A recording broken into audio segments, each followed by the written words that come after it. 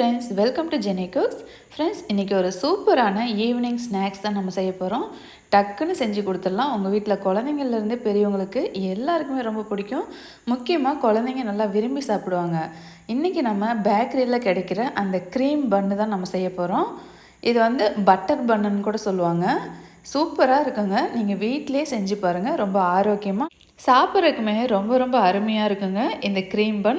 Bakery ஸ்டைலில் ஒரு 5-6 பொருளை வச்சு, மெயினான பொருளை வச்சு நான் செஞ்சுருக்கேன். கட்டாயம் நீங்கள் ட்ரை பண்ணி பாருங்கள். வீடியோ மட்டும் கொஞ்சம் லென்த்தாக இருக்கும், ஆனால் ரொம்ப ஈஸியான ஒரு ரெசிபி. கட்டாயம் நீங்கள் எல்லாருமே ட்ரை பண்ணி பாருங்கள். உங்கள் குழந்தைங்க அடிக்கடி செஞ்சு தாங்கன்னு கேட்பாங்க. பாருங்கள் எந்த அளவுக்கு சாஃப்டாக இருக்குன்னு. நான் ஒரு பட்டர் பண்ணி வந்து கொஞ்ச நிமிஷத்தில் சாப்பிட்டு முடிச்சிட்டேன். அந்தளவுக்கு டேஸ்ட் வந்து சூப்பராக இருந்தது. இப்போ எப்படி செய்கிறதுன்னு பார்க்கலாமா? ஒரு மிக்சிங் பவுல் எடுத்துக்கோங்க. அதில் மெஷரிங் கப்பில் வந்து 1 கப் அளவுக்கு பால் எடுத்துருக்கேன். நல்லா வெது வெதுப்பான பால். ரொம்ப சூடும் இருக்கக்கூடாது, ரொம்ப சூடு கம்மியாகவும் இருக்கக்கூடாது. இது கூட 4 டேபிள் ஸ்பூன் அளவுக்கு சர்க்கரை சேர்த்துக்கிறேன். இனிப்பு சுவை உங்களுக்கு கொஞ்சம் அதிகமாக வேணும்னா இன்னும் கூட கொஞ்சம் சேர்த்துக்கலாம். இது வந்து கரெக்டான அளவில் இருக்கும். இப்போ 1 டீஸ்பூன் அளவுக்கு ஈஸ்ட் சேர்த்துருக்கேன். ஈஸ்ட் வந்து எல்லா டிபார்ட்மெண்ட் ஸ்டோர்லேயுமே கிடைக்குங்க. இது வந்து இன்ஸ்டன்ட் ஈஸ்ட்டு. நான் 1 டீஸ்பூன் சேர்த்துருக்கேன். எந்த ஈஸ்ட்டாக இருந்தாலும் சேர்த்துக்கோங்க. இது நல்லா சேர்த்துட்டு கட்டி இல்லாமல் நல்லா கலந்து விட்டுக்கோங்க. அந்த சர்க்கரையை நல்லா கரையணும். ஒரு சின்ன விஸ்க் வச்சு இந்த மாதிரி நல்லா கலந்து விட்டுக்கோங்க. இப்போ நல்லா கலந்தாச்சு. இதை ஒரு மூடி போட்டு ஒரு 10 நிமிஷம் அப்படியே இருக்கட்டும். அந்த ஈஸ்ட் வந்து நல்லா பொங்கி வரும். 10 நிமிஷத்துக்கு அப்புறமா நம்ம ஓப்பன் பண்ணி பார்க்கலாம். பாருங்கள், ஈஸ்ட் நம்ம போட்டு கலந்து வச்சனால சர்க்கரை கூட சேர்ந்து நல்லா பொங்கி வந்திருக்கு. இப்போது அந்த விஸ்க் வச்சுட்டு லைட்டாக இப்படி கலந்து கொடுத்துக்கோங்க. கலந்ததுக்கு அப்புறமா இது கூட ஒரு 2 டீஸ்பூன் அளவுக்கு நான் சன்ஃப்ளவர் ஆயில் சேர்த்துருக்கேன். கடலெண்ணெய்லாம் சேர்க்காதீங்க, வாசனை வேறு மாதிரி ஆயிரும். 2 பிஞ்ச் அளவுக்கு உப்பு சேர்த்துக்கோங்க.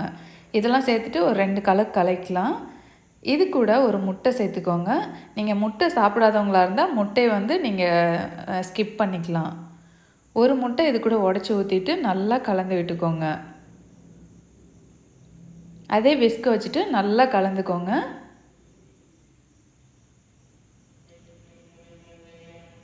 இப்போ முட்டை வந்து நல்லா கலந்தாச்சு.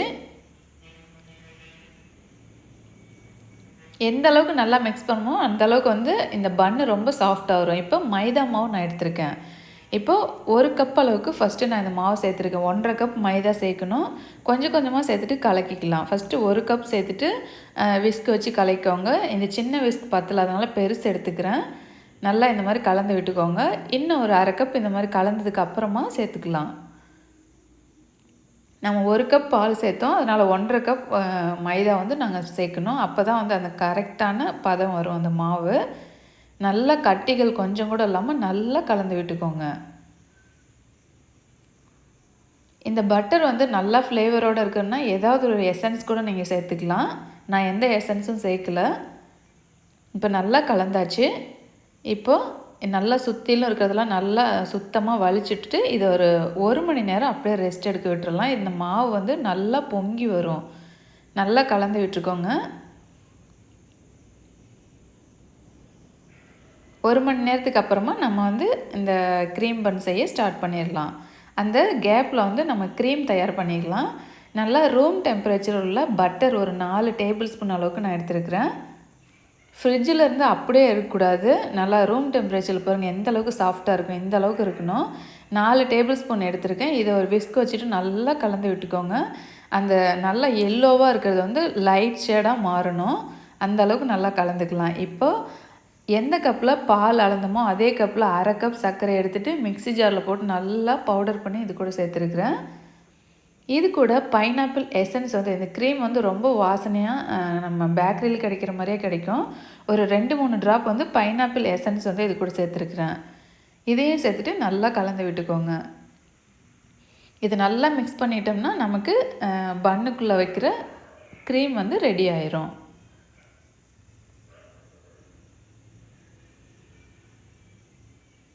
இப்போ நல்லா கலந்தாச்சு. இப்போ பாருங்கள் க்ரீமோட கலரும் வந்து லைட்டாக மாறணும். அந்தளவுக்கு நல்லா பீட் பண்ணிக்கோங்க.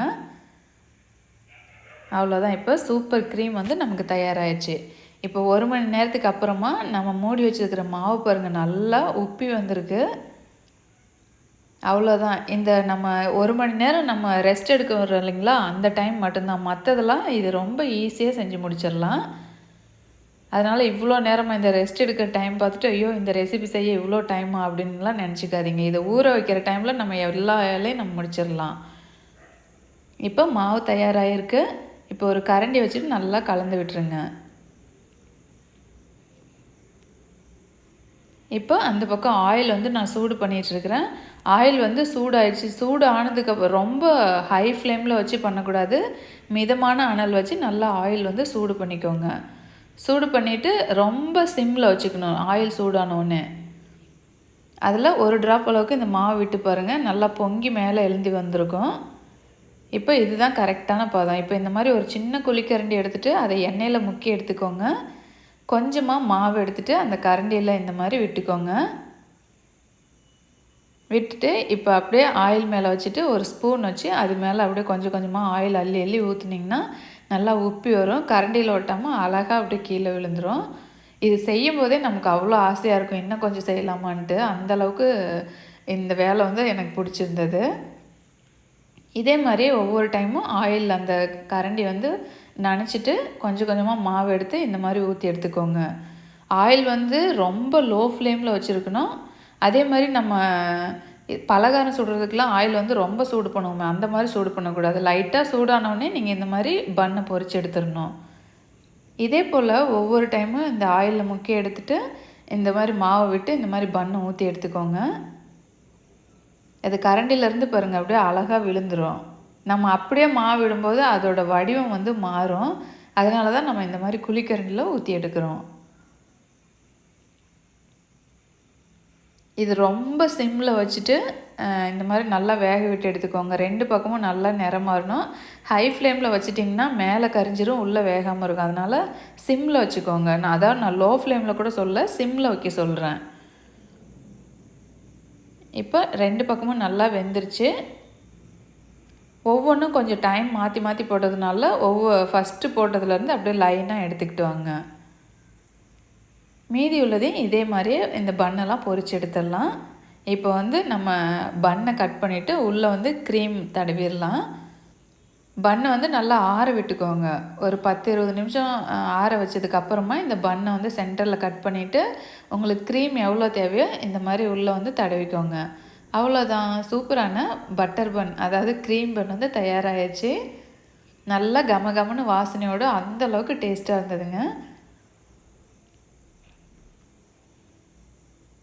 நல்லா சென்டரில் இந்த மாதிரி இது பண்ணும்போது எந்த அளவுக்கு சாஃப்டாக இருக்குதுன்னு பாருங்கள். நீங்கள் கட்டாயம் செஞ்சு பார்த்துட்டு எல்லாருமே எனக்கு வந்து கமெண்ட் பண்ணுங்கள் எப்படி இருந்தது அப்படின்ட்டு.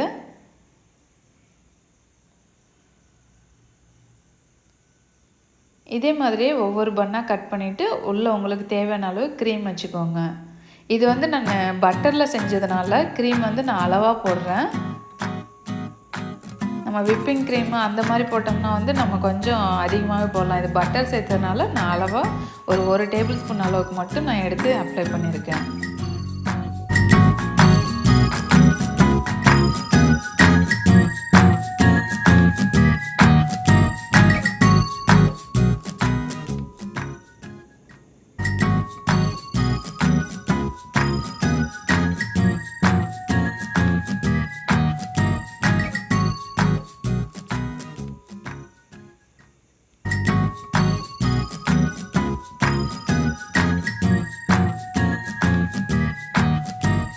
எல்லா பன்லேயுமே நம்ம க்ரீம் வந்து தடவிட்டோம். இப்போ அடுத்த வேலை என்ன, நம்ம சாப்பிட்ற வேலை தான். நான் சாப்பிட்டு காட்டுறேன், பார்க்குறீங்களா? பாருங்கள் எந்த அளவுக்கு சாஃப்டாக இருக்குன்ட்டு. அப்படியே வாயில் வச்சிங்கன்னா நீங்கள் ஒரு பிளேட்டே காலி பண்ணுற அளவுக்கு இருக்கும். அந்தளவுக்கு இதோட டேஸ்ட் இருக்கும். நீங்கள் செஞ்சு பார்த்தீங்கன்னா தான் சொல்லுவோம். நான் திரும்ப திரும்ப டேஸ்ட்டாக இருக்குன்னு சொல்கிறது வேஸ்ட்டு. அதான் கண்டிப்பாக நீங்கள் செஞ்சு பாருங்கள். சூப்பர் டேஸ்ட்டில் பேக்கரியில் கிடைக்கிற பால் பன் வந்து நம்ம தயார் பண்ணிட்டோம். இதே போல் நீங்களும் உங்கள் வீட்டில் ட்ரை பண்ணி பார்த்துட்டு எப்படி இருக்குன்னு மறக்காமல் கமெண்ட் பண்ணுங்கள். இந்த வீடியோ உங்களுக்கு பிடிச்சிருந்தா அதுக்கு ஒரு லைக் கொடுங்க. அதே மாதிரி நீங்கள் கரண்டியில் ஊற்றும்போது இந்த கரண்டி வந்து நல்லா ஆயிலில் முக்கிருங்க. அந்த மாவு வந்து சின்ன குழிக்கரண்டியில் எடுத்துகிட்டு ஊற்றுங்க, இல்லாட்டினா இந்த ஜவ் மாதிரி இருக்கும். மாவு வந்து எடுக்கும்போது கொஞ்சம் அந்த மாவு எடுக்கிற கரண்டியில் கொஞ்சம் ஆயில் அப்ளை பண்ணிவிட்டு எடுங்க, அழகாக விழுந்துடும்.